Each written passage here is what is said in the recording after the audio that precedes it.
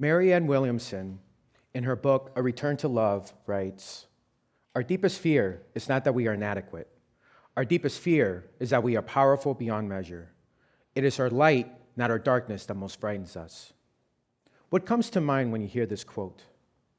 Do you think that it's possible to perhaps find an underlying fear, one that could direct you towards a more authentic version of yourself? I believe this to be true down to my very core because I've lived it.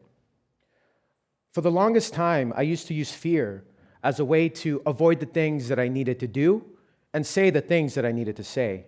And over time, I lost my sense of self and my appreciation for life.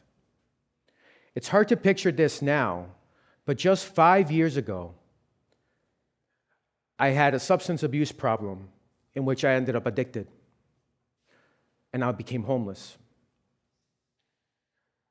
I didn't understand what my meaning of life was and what I stood for. So why am I sharing this story with you today? Well, you see, I believe that the fact that I was avoiding my fear for so long was the main reason that I went towards such a dark and self-destructive path. It took hitting rock bottom for me to wake up, to get out of that dull type of life that I was really stuck in for so long, and to look into fear into a different perspective. You see, I don't think it's necessarily always about being fearless or about having to overcome fear, but about perhaps looking at fear as a friend. By befriending fear, we perhaps have the opportunity to head down towards a path that Viktor Frankl, the famous psychotherapist, writes about in his profound book, Man's Search for Meaning, in which he references that it's not necessarily about understanding the entirety meaning of life throughout the entire time we're here, but it's about knowing that we have the capacity to create a specific meaning in a moment, even when confronted with a hopeless situation or a fate that cannot be changed. For me, my hopeless situation was my addiction, and the fate that could not be changed was my past. But by befriending fear, we have the opportunity to create meaning.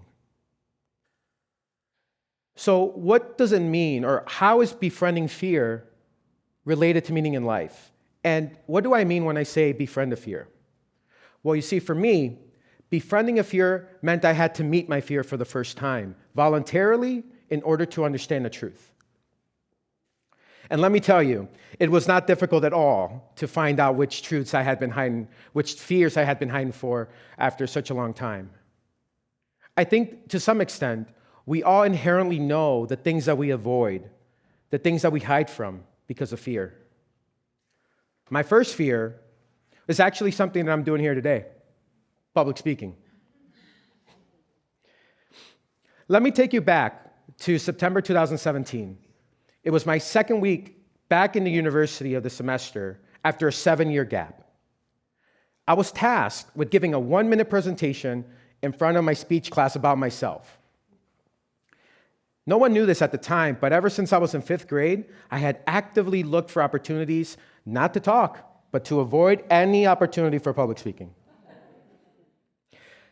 I was more afraid of that 1 minute than of the dark times that I've had for the past couple years. But completing this 1-minute task changed something within me. It awoke within an inner voice that to Socrates, which is an ancient Greek philosopher, used to refer to as a daemon.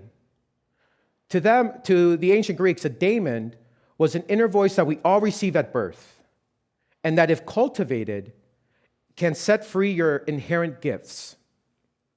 Well, my daemon spoke to me after such a long slumber, and what it said was a whisper. Let's go skydiving.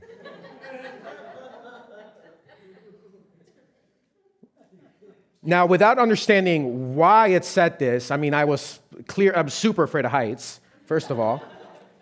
Without knowing what type of benefit I would even get from it, a week later, this happened. Just a matter of seconds. Once you're out, you're good.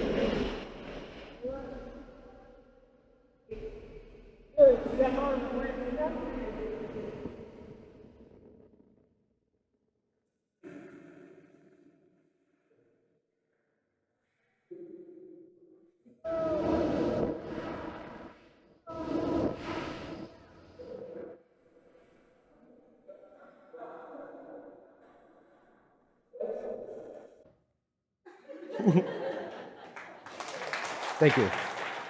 Thank you. Falling from that plane, I received a feeling of bliss and happiness that I had never experienced before in my life.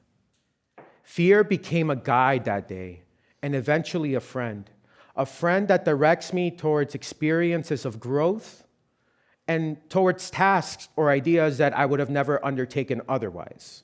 So when it comes to fear, one of the things that I do want to point out is that it's a process. It's different for everybody. And over the past 5 years, I have sought this type of living in my life.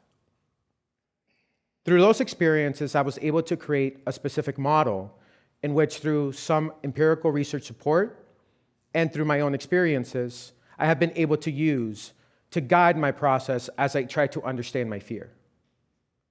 I call this the meaning of fear model for well-being. To give an illustration or some context as to how I use this in my life, I'll give an example. In 2021, I went rock climbing in Colorado. And for someone that's scared of heights, let me tell you another interesting experience. It begins with fear and anxiety. Two key things to remember during this time is that as fear and anxiety increases, to me at least, there's an indication of something important behind that route. Something's directing me there, and the higher the fear, the more importance it places. And two, research has actually shown that as anxiety increases, levels of performance increase. So therefore, anxiety is not necessarily all bad. If you can stay within that fear and anxiety and be kind to yourself, because this is a process, sometimes we might fail, and that's okay. You can go to the next stage, and that's meaning creation.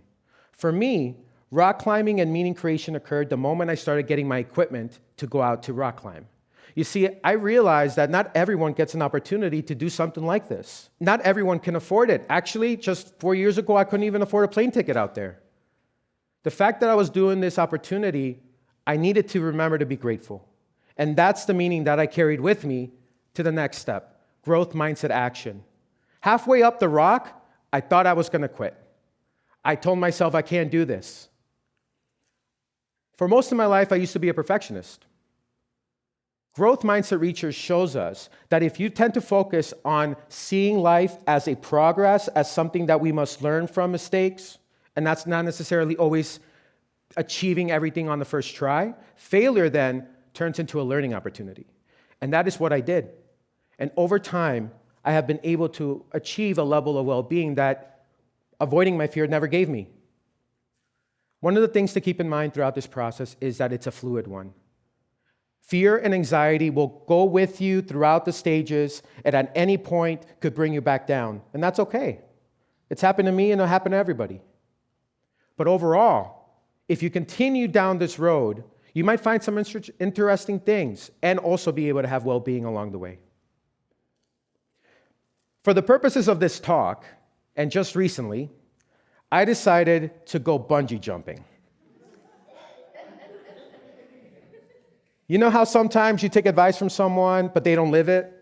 Yeah, that's what my brain and my daemon told me. They said, you haven't done this and you're scared, so there I go.